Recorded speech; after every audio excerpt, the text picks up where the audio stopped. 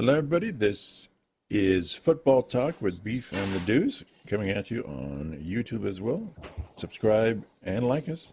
Check us out on X as well. Beef's working hard over there, making things happen, making things a lot of fun over there. My day was another day in retirement. Hello, thank you. God. I love to piss you off like that. I envy you and hate you just all at the same time. It's a love-hate relationship. Always. So, how was your day? Oh, not as easy as yours, we'll put it that way. Hey, yeah. But, gotta do what you gotta do, but hey, we're here. Yep. We're here, we're thriving. Yep. We're talking Purdue game here this weekend. I don't know. How do you preview a team that is completely outclassed in every category compared to Ohio State? I mean, what do you say? I would say the game, as uninterested as most non-Buckeye fans will be for this game, I guess the Buckeye faithful, we're looking for more improvement. Whether it's the lack of being able to limit the halfback toss, for example, against Penn State last week. Mm-hmm. If Purdue runs that play, are we going to stop it? Mm-hmm. We want to see improvement. We want to see continued defensive dominance, which I'm sure we will have. Yeah. Obviously, offensive progression is key. Keep Julian saying up on his feet. Mm-hmm. Keep the receivers involved. Right. Keep the backfield involved. Just I think it's a lot of basic things. Yeah. That Ryan Day during his his weekly stuff is always talking about progress, and all that stuff, which is what we want to see. But the next three games, is it Purdue, UCLA, Northwestern in some order? Mm-hmm. They're all kind of the same, right? Yep, it's just a lot of just basically go out, win the game, and that's it. Yeah. Business as usual, which again is, I'm okay with it because once it gets to the week, then it's real football from end of November till whenever they decide the season's over. Yeah. So staying healthy is going to be key for the next 3 weeks, which of course all of us are wanting that. But at the same time, you don't want to let off the gas. Right. And I'm my biggest worry, which I don't think is going to happen, but we're all allowed to worry about something. I don't want them to let off the gas. I just pummel through these 3 weeks. I don't care what the score is. I want to see solid progression and solid everything from the starters, and then get the reserves in, get them some PT because we might need that. That's right. It's a long football season. Yeah, still to play. And that's knowing that there's depth there is going to be huge for these 3 weeks because we don't want to risk injury. And we also don't want to risk, again, letting off the gas and then just getting complacent with what's going on. Mm-hmm. Because, again, we have a pretty massive game here at the end of the month that we need to win. Right. But, yeah, I mean, outside of more of the non-competitive side of what the game will probably be, I don't want to be that statistic of losing to a team that we have no reason losing to. Right. And that has happened in the past at Purdue, mind you. Yes. So it worries me just a little bit, but I think this team is light years above where a lot of us assumed we would be. Julian Sainz playing lights out. The offense is best in the country. Defense is best in the country. And Purdue's down their starting running back, which is massive for them. Yeah. And a lot of their offense was, on the ground, if you consider their offense to have a lot. But, I mean, I'm nonetheless excited to see some Buckeye football. And I'm just hoping for another W. Yep. So here's our point predictions. Florida Bob coming in by the way, last week he had I'm going to say he was the winner. He had the closest low score. So I'm going to give that to him. He's predicting 42-17 He's saying Purdue will score 17 points. Jeez, Bob. I Come thought on, Bob. I thought he was crazy last week. I think he's crazy every week, but Well, that's just me. There you go. Robert is swinging for the fences. He's at 63-0. I like that a lot better than Purdue having 17 points. I do so too. I think that's fair. I'm at 38 and a shutout. I just think I don't know that Day wants to just pile it on, but hopefully he does. And I hope he does. And you are, what was your pick again? 56 zip. Okay, so 3 of us are calling shutouts, and Florida Bob's going 17 points. Well, Florida Bob's also on that Alka Mahal, which I am also envious of. So, Florida Bob, you keep doing you, man. Yeah, don't change, man. Love you. All right, college upsets. Would it surprise you if the Indiana and Penn State game was closer than people anticipated? Would I be surprised? Yes. And the only reason being is I'm not saying they'll win, but I just think Penn State's a dumpster fire. yeah. And I think Indiana overall is A really good team. I mean just light years ahead of them. Yeah. Defense, offense, head coach, which isn't necessarily fair to Penn State because they did just fire Franklin. Mm-hmm. So the interim coach can only do so much in a short amount of time. Would it surprise you if it was close or tied, or even Penn State in the lead at halftime, and then they just collapsed in the second half? Like, I would be surprised if they somehow had a lead post, like first possession score or whatever. okay. That would surprise me. But I'm sure we're probably both under the assumption that this is going to be a bloodbath. Well, Penn State knows how to run the ball. If they stick with nothing got them there, but I think they have a decent running game. Yeah, I would say that's their only shot, is if they can open up the floodgates, run down their throat, and, chew up 8 to 10 minutes of clock, per possession somehow, some way, mm-hmm. and limit Mendoza and that offense's, ability to get on the field, stay on the field, right. produce points at a rapid fashion, which they have all year. Right. I don't see it, but the recipe for Penn State to pull off the upset of the year would probably be that way. Chew the clock, run the ball, make it ugly. Indiana has never won at Penn State, ever. When you mentioned that, it raised an eyebrow for me. Yeah, and this is the thing to me. If I'm Penn State, damn it, we've got to stop this team. Mm-hmm. I mean, this is their Super Bowl. This is their championship. This is the rest of their season right now, right? Yeah, it's everything to them. That's all they've got to fight for. Yeah, play the spoiler. I mean, that's something that is, that's scary. If you're Indiana, it's a scary thing because this team can go for broke. Mm-hmm. Win or lose, everything stays the same for them. They're not going to the CFP. Mm-hmm. They're sure as hell not winning the Big Ten. All right. So it's like you said, this is it for them. Mm-hmm. Because I think with Penn State's schedule, I don't remember off the top of my head. I don't think they have another, massive game. Let me double check here. Yeah, it's right. Michigan State, Nebraska, Rutgers. So this is it for them. Mm-hmm. Anything that's worth the crap. Yeah. If they get 6 wins, they'll be bowl eligible, and that's all in all, that's kind of a win for them. Yeah. Well, yeah. But yeah, Indiana's got to show up. I know a lot of us think it's going to be a blowout, which I would assume it is, but they still have to show up. Mm-hmm. They still need to be level-headed, go into Happy Valley, which is never an easy place to play. Right. That's why they've never won there. Mm-hmm. And do their job. Mm-hmm. Yeah. Interesting. So we've got Oregon going to Iowa.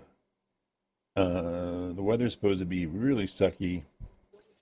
I am taking the upset. I am taking Iowa over Oregon. You and me both. Really? Okay. I'm sitting on the Hawkeyes at home. Is it going to be a typical Iowa run fest? You jam it down their throats? I think it's funny. We're so used to Iowa's offense producing just minimal points. Right. And if you've looked at their last, give or take, month of games, or I mean, just the season in general. I'm going to pull up the point totals here for you because I think you'll be as surprised as I was going into this, my weekend pick 'em or whatever. 41 points, 25 points, 37. Close game to Indiana, they put up 15, 38, 47, 34 week one. Well, we haven't seen that since Nam. No doubt about that. And I think Oregon is vulnerable. Oh yeah, I have not been impressed with the Oregon teams that we've seen. So like the Rutgers game, I mean it's Rutgers. I mean you're supposed to go in there and just wipe the floor with them. Right, but it was 21-7 against Wisconsin. I'm not a huge fan of that game. No, yeah. I don't know if it was just they flatlined and they just went out and just won the game. Whatever. Mm-hmm. Wisconsin's a bad team. Yes. That is not a good thing. And you're at home. Mm-hmm. And like you said, it's going to be pretty crappy weather. Oregon has to travel, and Iowa plays pretty well at home. Yeah.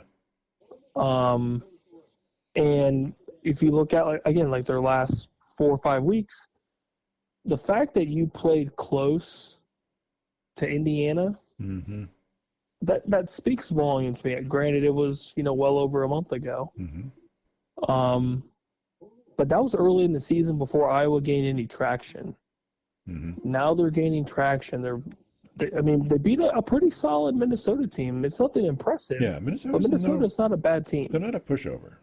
Yeah, and they blew the brakes off of them. Yeah. So yeah, and again, Oregon last week kind of struggled a little bit, and this Iowa team is putting up points in bunches. Yeah, if I'm Dan Lanning, I'm nervous. Are they running the ball more, or are they moving into some passing as well? I think it's a little bit of everything. Okay. I mean, they're obviously a very solid rushing team. Yes. And they've been that way forever. Mm-hmm. But it's more of some quarterback runs. Then you have some defense. Mm-hmm. And then it's obviously special teams. But it's a little bit of everything, which is also dangerous. They can win wherever and however. Yeah. And Oregon, it's one of those where if Dante Moore's not on his A game, I guess, it gets a little interesting. Yeah. Again, they are a solid team. They can rush the ball efficiently. Their defense is pretty okay. But if Iowa gets on a little bit of a scoring streak, you have to keep up with that. And Iowa has a damn good defense. Mm-hmm. And if they can't produce points early and they can't get through that front seven of Iowa to rush the ball efficiently and the game's in Dante Moore's hands, that's a true 50-50 shot, whether he's on his game or not. Mm-hmm. I don't know if I like those chances, especially with Iowa's defense being as good as they are. Mm-hmm. So let me ask you a follow-up on this one. If Iowa pulls the upset, Oregon is number 9 in the CFP poll. Mm-hmm. Iowa's 20. Iowa wins. What happens to Oregon in the top 10? Are they falling out? I would say they fall out by a little bit. That's tough to get back in.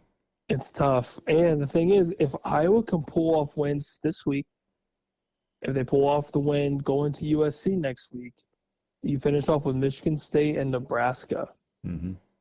You win. If you win out the rest of the season, say hello to the CFP. That would be Okay. wild. As a 10-2 Iowa team, you're in the CFP. But okay, so this would be 2 losses for Oregon, right? Mm-hmm. Yep. So Oregon would have 2 losses if they lose this week. But And I would say Iowa would have the after, tiebreaker, right? yep, I would have the tiebreaker. And Oregon's schedule is not easy. Right. Right. They've got obviously Iowa this week, Minnesota, Mm-hmm. host USC. They travel to Washington. Not easy. Not all. It's not easy at They could all. lose another one. Mm-hmm. So this is a pretty crucial last month for a lot of these Big Ten teams. Yep. Yep. And a lot of teams in general. We'll talk more about But the list here in a minute. But yeah. it's interesting. It's very interesting. I like this Iowa team. They're on a good stretch here and playing some damn good football. Okay. We will disagree on Brigham Young. I say Brigham Young will beat Texas Tech. You undoubtedly do not agree with that. Yeah. I'm thinking Texas Tech blows the brakes off BYU. Why? Well, I like the home field advantage They beat in the Utah. big game. They beat Utah. That's great. That is a-okay with me. Okay. But I like. I think it's more of the fact that BYU outside of that Utah game, have they really played anybody? So you're Not really. You're not giving him any respect. I think I Brigham Young as well, but the committee has them at number 7 right now. Is that? They do. But They Texas Tech love is right some- behind them. They love some BYU, but if we're looking at how Texas Tech has fared outside of their lone loss to Arizona State at Arizona State, which not a very easy place to play, regardless of how good or how bad Arizona State is. Yeah. They have blown the brakes off of teams. So And one of those teams is Utah. At Utah, beat them by 24. yeah. Yeah. So if I'm comparing, I mean that's a pretty solid win. And the last 2 weeks or last 2 games they've played, shutout, and they blew the brakes off of Kansas State. Yeah. So offensive wise, they've got a lot of firepower. Yep. Yep. BYU is kind of hit and miss, and they've had some close games against teams that they shouldn't have had close games to. Okay. So that worries me. I'm not saying that you're, completely far-fetched and completely off your rocker. But I feel like the spread right off the rip tells you something. Mm-hmm. Typically, the initial spreads are, at least for me, kind of a telling of what Vegas is believing is going to happen, obviously. But I shouldn't say it wouldn't surprise me if BYU pulled off something like this. But Texas Tech put a lot of money in this roster to do the inevitable, and I don't see them blowing this chance. I think they've played some good football outside of that one loss. So does the loser of this game fall out of the top 10? I would say so. Yeah, Mm. it's a big game for both of them. Honestly, Yeah, I mean, huge.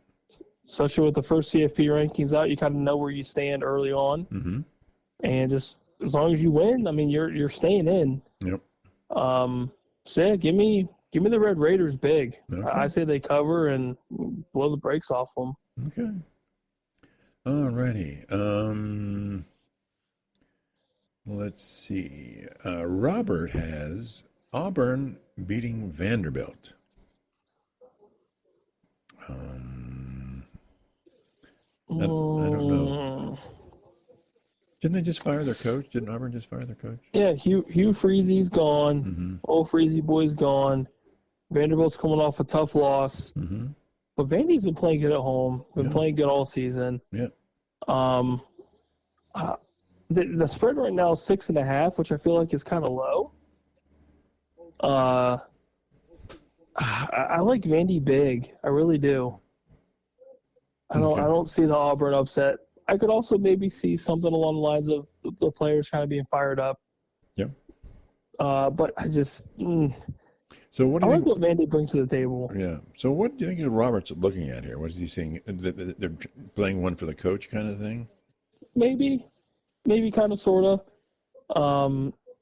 I mean, Auburn's played some close games. I don't feel like they've really been, completely destroyed throughout the season. They played Georgia close. They played A&M close. They played Oklahoma close. All great teams. Missouri. All these teams. They lost by 7 to Kentucky in an ugly game. So I mean, they've played good games, and they have not been blown out all season. So I can see that just being one of those where Auburn's just a gritty, hard-nosed team, and maybe Vandy's not ready for, that kind of hardball.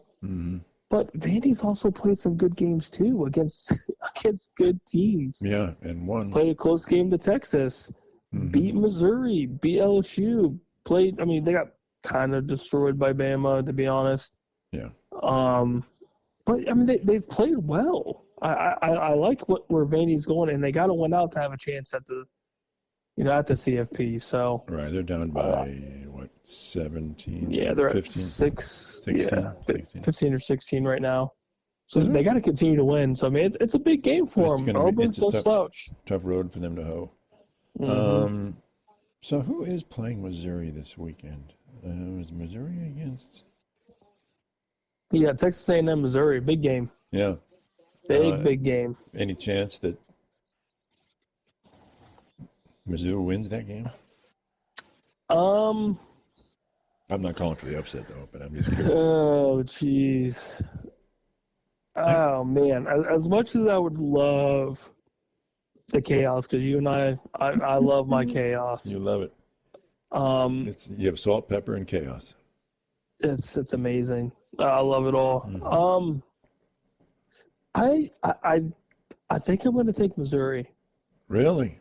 I think I'm going to take Missouri. The more I look at it, I think I'm gonna lean Mizzou. I'll have that be my upset of the week outside of Iowa.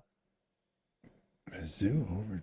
I got NC State last week. You did. That was the call of the century right there. Give me Mizzou. Let's go 2 for 2. I'll send you my sportsbook bet shortly after this. Okay. So my only knock on Texas A&M, I like my. You love your Aggies. Hook 'em Aggies, baby. As that quarterback goes, that team goes. It's like it's so wrapped up in that quarterback that it's kind of scary sometimes to me, because if he's a little bit off, the team's a little bit off. Yeah, Marcel Reed's a stud. I mean, he's fantastic. He is really good. He's fantastic. But if he's not, where Ohio State and Indiana, they're way more balanced than I think Texas A&M is right now. Yeah, and I think my biggest worry is for A&M. Say if Reed doesn't get hot early, and Missouri just starts gunslinging, just airing it the hell out. Can they score at a rapid rate like that in an away game in a hostile environment? Can they do that? So you're looking for a high scoring game? Oh, I think it's going to be insanely high scoring.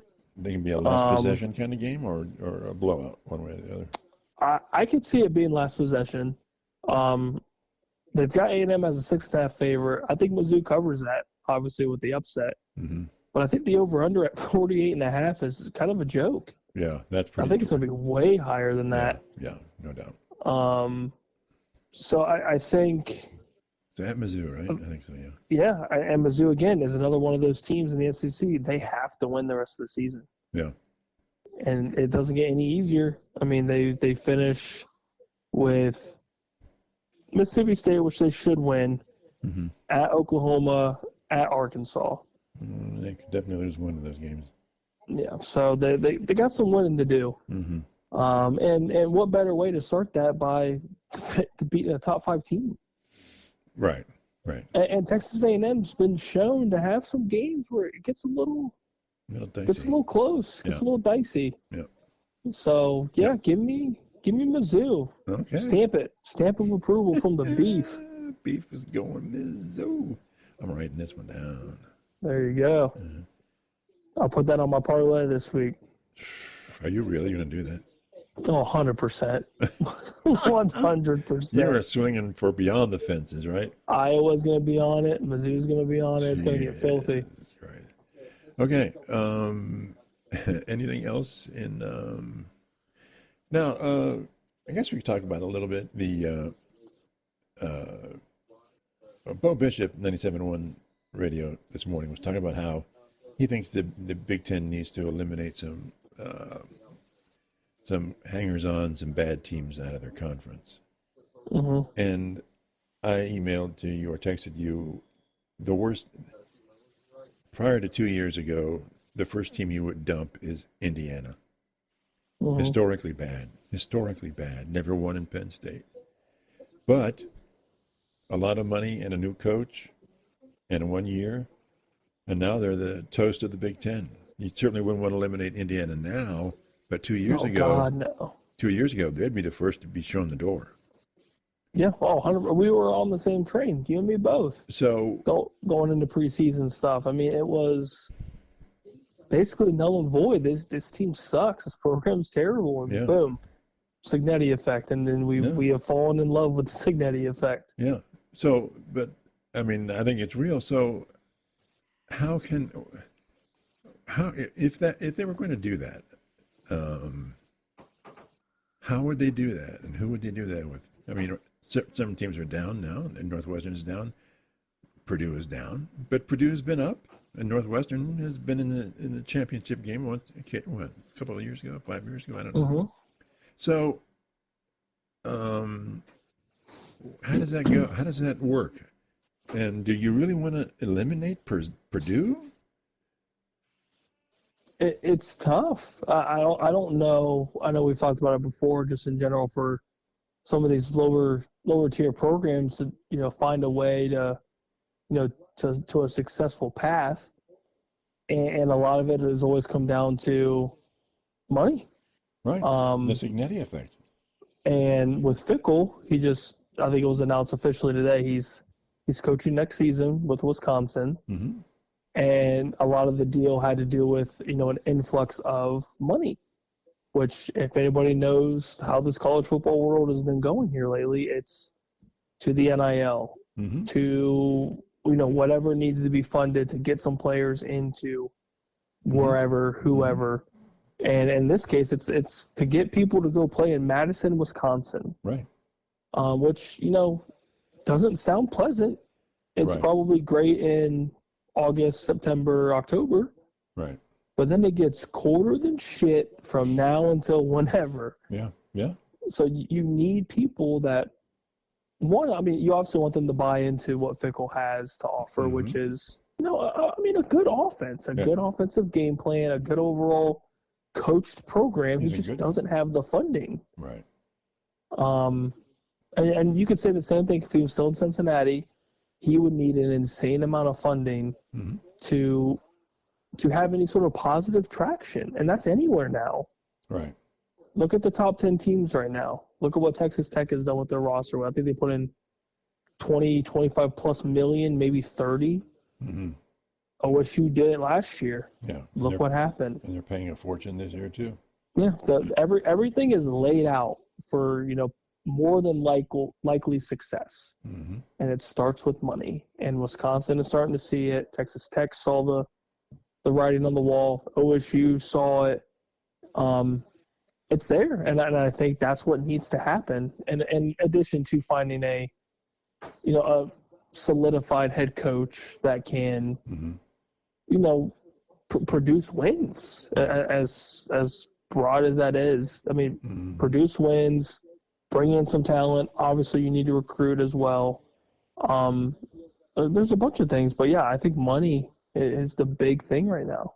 But don't you think that even the Big Ten, the SEC, it's not it's like people want it to be the NFL where every week anybody can beat anybody.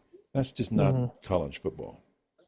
Yeah. And there's too many teams with too many spots and not enough really good players. So you're just going to run out of the top tier players, and they're going to go somewhere. And it doesn't matter even if you have the most money in the world, maybe they still don't want to go to Madison. So what are you going to do? I mean, some of that I think is a bad expectation on the part of fans or administration or something, because it's a different game. let it be a different game. Yeah, yeah, absolutely. And at the end of the day, if you're a top tier player, you're going to want to go initially to top 10 programs. Right. Your OSUs, your Oregons, your Indianas, your Bamas, your Georgias. Like that's just how it's been for ever as long as I've been alive. Yeah. I mean, yeah, you've got way better teams in the SEC. I hate to say that. Mm-hmm. I think Indiana and Ohio State are better than any of them. So we've got the best at the top, but they're after that they just are a stacked conference that just beats people up. So I mean, there's just tons of programs to go down there, and people say, "Well, LSU didn't have money." LSU has got money. They got lots of money. They got lots of money. That's Oil Town. I mean, come on now. That's a lot of money. And what you can see from these Big Ten schools, these are massively big schools, and they do have the money. They haven't tapped into it. I mean, Signetti was a success, and they just got boatloads of money, millions and millions and millions. People going, "Oh yeah, I'll give to that program." Why would you give to Indiana before then? You wouldn't. Why bother? No, now they're talk of the nation, college football world. Yeah. So the money is impressive. The money is at these schools. There's just no question about it with the alumni and everything because they're huge schools. So I don't know. I don't know how you eliminate schools out of the Big Ten. That's I don't know. Yeah, I don't see it because eventually you're going to get into the world of, the worst of the worst programs go to one conference all on their own. Right. Then they fight each other till the end of the season, and then it is what it is after that. Which, would that be fun? Maybe. That's probably the best chance for them to find success. But I don't ever see that happening. I don't see, these schools just being essentially thrown away to some made-up conference of bad teams, right? Just to give them a chance to make it to CFP or whatever it's going to be at that time, right? To then just get destroyed. Yeah. I don't know. I don't know if there really is a recipe to fix what's happening. But like I said, I think we both are in agreement that it starts with funding. Yep. It starts with allocating funds to make the football program what you want it to be, or you're hoping that it is. And you even see Northwest people say, "Well, Northwestern's not any good." They can be good, and they're investing a huge money in a brand new stadium, right? Yeah, I think it's $1 billion stadium. Yeah, they're building a brand new stadium for their football team. Let's throw them out. Maryland, when they joined the Big Ten, people went over to Maryland and said, your facilities kind of suck. You need to spend some money on your weight room and your other areas, not just the stadium. But, I mean, they were getting taped up in the open air by the stadium. They didn't have a training room to actually tape up ankles. And they went and got the money. So these teams and administrations are willing to spend the money to improve. Yeah. So I don't know. I don't like this get rid of teams. I'm not the biggest fan of it. And there is something to be said about going back to the OSUs, the Texas Techs. It's there. The recipe is there to at least start a positive progression somehow, some way. Yeah. Okay. The CFP list. I'm just going to run it down here. Most of us know what it is. It's OSU, Indiana, Texas A&M, Alabama, Georgia, Ole Miss, Brigham Young, Texas Tech, Oregon, Notre Dame at 10. Texas, this is Ottawa. Texas at 11. I think they pushed them up a little bit. Oklahoma at 12. So if we have a 12-team playoff, that's the cutoff line. Give me your thoughts. Who's going to fall out? I think Texas Tech or Brigham Young will fall out. One of those two is going to fall. I think Oregon might. I think Oregon might if Iowa does pull it off. Um, outside of that, I like that they gave Notre Dame the 10 spot. I think that's very fair. It sucks. I mean, they could have been higher if Miami wasn't so bad right now. Right. They need Texas A&M to continue to win for their benefit. They definitely need that. Yeah. And then I believe they would need USC to continue to win. And then Notre Dame needs to just play good football. Yep. I do believe they are a top 10 team. They were a top 10 team at the beginning of the season. Most of us agreed. But outside of that, I think the list is pretty fair. There was some rumor mill about Indiana possibly being number 1, OSU number 2, and I thought I was completely baffled by it. I don't think that's anywhere close. They are 1 and 2 exactly where they are and how they should be. So you think Texas is the number 11 team? If they're healthy, yes. I know they've had some weeks where it's been like, who the hell is this? What kind of team is this? But they've got the talent, and when Arch is on, he's on, and they play good football. And I think Oklahoma, they're right there, well deserving. And I think this 12 list is a very interesting 12 list. There's a lot of sneaky good teams and a lot of just, obviously the top 2 are elite right now. I think Indiana's playing elite football. OSU is obviously very elite, and Texas A&M is right on the cusp of doing something really good. And Alabama's back up where they typically are somewhere. And Georgia's doing Georgia thing. Bama's doing Bama things. Ole Miss, come on, Ole Miss. I love me some Ole Miss. So Lane Kiffin's got some heat down there, so they're a very scary team. My thought is there'll be one ACC team because they'll win the championship, and then that's it. Nobody else gets in. I'm in agreement with you there. ACC is kind of weak. Yeah. Kind of weak. And I don't know who will be the group of 5 or 4 or whatever, who that'll be. So it's them, Notre Dame, and I think that's pretty much it. It's going to be very difficult because then you've got Utah, and they're in Big 12, right? Big 12. Does the Big 12 get 2?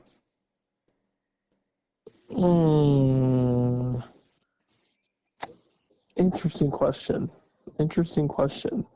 So you're assuming that it'll either be Texas Tech or Brigham Young. That one of those 2 will be the winner probably, or they will make it in. So then Utah. How does Utah? When you look above, okay, they're a really good team, but when you look just above them, really, Oklahoma, Texas, Notre Dame, Oregon, really? What are your chances here? It's very slim. It's very slim. I mean, it's not sort of their fault, but it's just so stacked. Yeah, I want to say Big 12 gets just. I think it's just 1. Really? I think the SEC is too strong. And obviously with Notre Dame in the mix, they're going to take a spot. You're going to have an ACC spot. Big 12 spot. I don't. I mean, unless let me see BYU's schedule here. We got TCU, Cincinnati, UCF, Texas Tech. They finish off with West Virginia, USF. They don't really got much there. So you think they would, even with 1 loss, one of them having had 1 loss would still be above Utah? Yeah, probably. I would assume so. I don't know. Maybe the more I think about it, maybe they might get 2.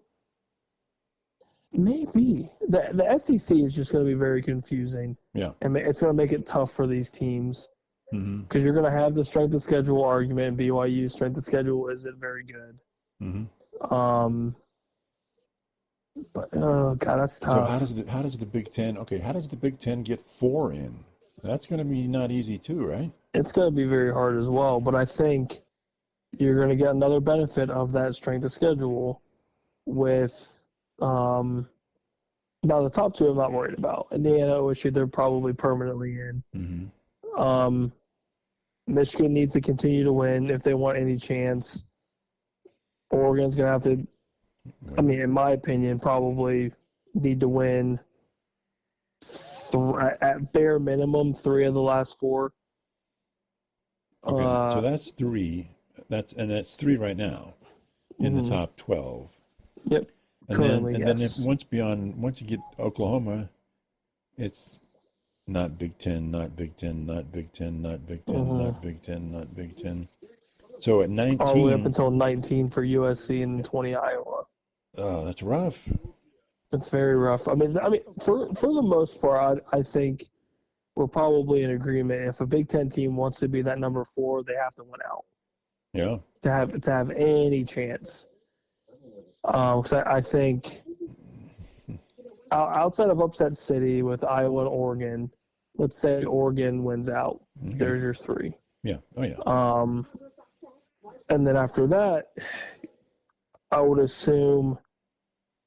Oh gosh, see, USC schedule's brutal. Yeah. Northwestern, Iowa, Oregon, UCLA. Like that's. And then Washington's already got 2 losses.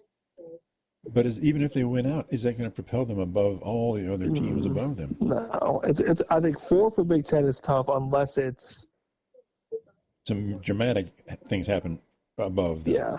So like for Michigan, for example, if they went out and they beat Ohio State, that makes it interesting. That makes it very interesting because at that point, they may or may not be playing for a Big Ten championship game. If Iowa wins out, for example, I mean, oh God, and OSU somehow baffles it and loses somewhere, that gets interesting. Mm-hmm. I don't know. It's head scratcher. It's a very, but I will say, if Iowa wins out somehow, some way, I feel like it's very, very hard for them to be left out of the CFP. Okay. I think that team for sure, I could say, if they went out, they have a spot somewhere. Okay, I don't know where. They would have beaten the number 9 Oregon team, so that's a quality win. Yes, so I would say at some point, wherever in that top 12, they will be in. So that's the only thing I'm somewhat confident about saying. Are you saying there'll be 5 SEC teams in? Because right now there's 6. Is it crazy? Because right now in the top 12, you have 1, 2, 3, 4, 5, 6. 6 SEC in the top 12. Yeah, and that's not including, like you said, your ACC winner, your Big 12 winner, right. Group of 4 or whatever. So do they put 6 in, 5 in? I mean, they're going to run out of room, but could it be 3 Big Ten and 5 SEC teams? I think it's possible because the SEC, like you said, they're strong. Yes. Strong. Yes, they are. It wouldn't surprise me. I'll say that much. I don't know for certain how it's all going to work out, but it's not going to be easy for the CFP. I know that much. That decision making at the end of the season is going to be brutal. Mm-hmm. Okay. Anything else? And we kind of talked it for a while here. Go to the pro game here. Let's do it. All right. It's kind of a pedestrian average sort of week when you're looking at matchups. I am taking Tampa Bay is at Tampa Bay. They're minus 2.5. I'm taking the Patriots to beat Tampa Bay in Tampa Bay. I keep going back and forth on this. I really am, and I think New England's playing damn good football. Mm-hmm. Buccaneers are obviously a little banged up, mm-hmm. but they continue to squeak out these wins. Mm-hmm. I like New England as well. Okay. I think the injuries for the Buccaneers is going to be a little tough. I don't even know if at this point it doesn't sound like Bucky Irvin's coming back anytime soon. Mm-hmm. Emeka's healthy for him, so that'll be big. It's just the Tampa Bay defense against that New England offense it definitely favors New England, I think. Okay. Yep. Robert picked the Upset of the weekend: Jets over the Browns. And I'll just mark that as nobody else cares, right? I don't even care, and I'm a Browns fan. I like the Brownies in this one by an ugly, close game. I think it's a Quinshawn Junkins week. What's the total points? I think I looked at it was 38.5. I think that's a stretch. Yeah, But I think it's a big stretch. Can be one of these 14 to 12 games or something like that. Yeah, just ugly. But I think it's a big Quinshawn week. I think him being healthy. Yeah. That's gonna be huge. Because Cleveland again, you guys got a damn good defense. Yeah. It's just you're on the field for 59 out of the 60 minutes of game time. Mm-hmm. I saw a Browns fan site, and they just were having a news flash this week with the success of Joe Flacco in Cincinnati. Isn't it now clear that the problem wasn't Joe Flacco? I'm like, I would hope so at this point. But Jesus, did you just come to that game? That game was over, I thought. They were living under a rock. Yeah, but they're a Browns fan, so of course they're in the dog pound. Nothing else really upset wise. Can you see anything that's really? No, I mean there's some games that I've kind of looked at. The Seattle Cardinals game is kind of intriguing with Brissett being the quarterback. Mm-hmm. Talk to me about the Rams minus 4.5 at the Niners. I'm not predicting an upset, but that's an interesting game, interesting matchup. Yeah, I think it's a divisional matchup, right? Yeah, it's also the West games are always very intriguing to me. It sucks that the Niners are so banged up because if they weren't, I think it'd be a lot more interesting. Mm-hmm. And the Rams are just playing good football. Mm-hmm. But Mac Jones has been a pleasant surprise. Yeah. It's another Shanahan, Kevin O'Connell, whatever you want to call their magic. Mm-hmm.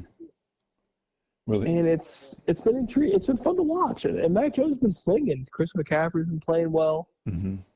But is that enough to beat the Rams? I don't think so. So, with Purdy coming back at some point in next year, is Mac Jones going to go somewhere with a lot more money? I think he's going to get a similar kind of like I can't say a Sam Darnold type contract because that's a ton. But I think he gets a Justin Fields contract, like a 2 for 40, a 2 for 30, a decent amount of money guaranteed if he doesn't want to stay in Niners land. Okay. But I think he's played enough to warrant a team to take a chance on him. Mm-hmm. Now, if it's a team like the Jets or Cleveland or Tennessee, you're not going to succeed there because the team is completely broken right now. They need more than a quarterback. Yeah. But say if he goes to for example, he goes to Indianapolis, then he would do just fine. Mm-hmm. If he goes back to Jacksonville, I think he would be okay under Liam Cohen. What about the Giants? I think the Giants are set. I think Jackson Dart's their future. I love that dude. Okay. As much as I hate everybody in the NFC East but Dallas, Jackson Dart's the dude. What if they could? He's a dude. What if they could get him into the Dolphins, or is that just not going to happen with Tua? Nah, they're so contract construed with him. Okay. The buyout and how expensive that would be to either let him go, trade it, whatever. Mm-hmm. I mean, not ideal.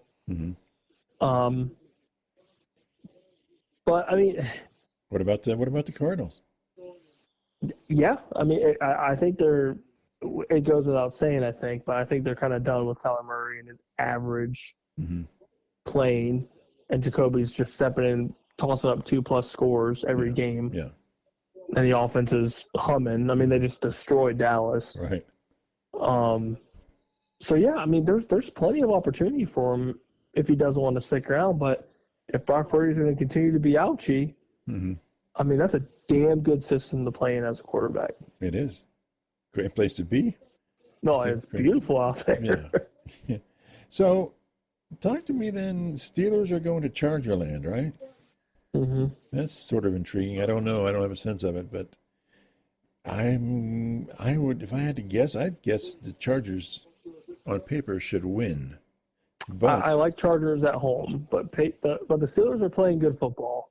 yeah, So it's tough to say that it's going to be, bloodbath for the Chargers. So I don't think it will. I think Steelers and whatever they have going in this system, and the defense obviously playing well in their last outing. When the Steelers play good defense, the team as a whole plays better. yeah. As weird as that sounds. So are those two teams cut from the same cloth in terms of their personalities and their tendencies? I would say the Steelers play a little more physical, especially on the defensive side. Even with Harbaugh coming into it, although he's his first year. I would say just in general, especially with you got the Watt effect. The Chargers don't really have that outside of Khalil Mack. Mm-hmm. But the Steelers just play nasty. Mm-hmm. They play nasty on the defensive side when they're actually playing defense. Mm-hmm. And then if Pittsburgh gets the rushing attack going, and you give Aaron Rodgers more than a couple seconds, he's going to piece you apart. Yes, even if he's 40-something years old, he's going to piece you up. Yeah. And I think that's kind of the big difference between Herbert and Rodgers. Just that experience factor is just so massive for Pittsburgh. Mm-hmm. And Herbert's playing good football too. No disrespect to him. Mm-hmm. But Steelers football has always been good defense, good rushing attack. If they get that going, mm-hmm. Pittsburgh's a tough team to beat. Do you think Harbaugh, old khaki pants, would like his team to be a little more like the Steelers, trying to get his team a little more like that? Yeah, I mean, their injuries have just been killing them. The offensive line's just completely dismantled. Yeah. So they made some moves up the trade deadline. And their defense is just so hot and cold. So I think that is the big issue. Mm-hmm. But who knows? Who knows what they can do? Mm-hmm. They're still a couple pieces away from doing, some more positive things, Okay. making a big playoff run. Mm-hmm. But I think they're definitely on the right track. They just got to get healthy. Why is Green Bay favored over the Eagles? I honestly, and I think it's as simple as this, I think it's just the home field advantage. Really? Playing in Lambeau at prime time. I feel like that's it. Really? Over the Eagles? It's a very typical thing. Is the home field advantage you usually get like that 2.5 spread. I think they have a 1.5 right now. Mm-hmm. I like Philly in this one though. Yeah, I like Philly and everyone. I like Philly, and Green Bay is just such a weird team. Yeah, they're so hot and cold. By pure definition. Mm-hmm. But we've also seen Jordan Love come out, like you said, when they're hot. I mean, he's 253 plus scores. Yeah. Rushing attack with Josh Jacobs is going all over the place. But when he's not. Yeah, but when they start playing slow, it looks ugly. Mm. It is ugly football. No. But the same thing with Philly. If they start off slow and can't get Saquon involved early, it's not great for them. So that they need to keep Saquon ready and early, and then it opens up everything that they want to do with Jalen and A.J. Brown, Devontae Smith. Mm-hmm. I mean, their defense is always pretty solid, so I'm not worried about their defense, but they got to get Barkley going early. Yep. Okay. Anything else on the pro side that I haven't looked at? Outside of Dallas being disappointing, No. it's Yeah. very typical. But I think there's definitely 3 to 4 pretty solid games overall for the weekend that I'll be keeping my eye on. Mm-hmm. But yeah, it's just another great weekend of football. Yep. Okay. Well, again, like us, subscribe, do all that fun stuff. Check us out on X, and we'll talk to everybody soon. Bye.